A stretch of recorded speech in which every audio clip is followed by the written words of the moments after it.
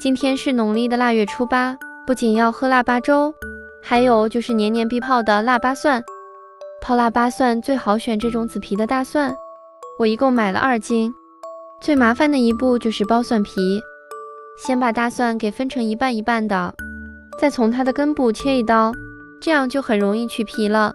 剥好的大蒜不要清洗，容器也必须要无油无水的。我是放在了一个1.2升的罐子里，倒入没过蒜的醋，最好用米醋，如果没有用白醋或陈醋也是可以的。再放1小勺白糖，这样泡出来会微微带一点甜味。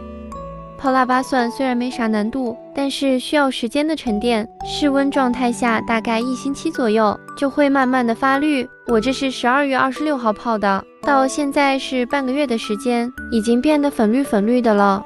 其实我这个泡的时间还是稍微有点短，如果时间再长一些，它会更加的绿。不过这个颜色已经很漂亮了。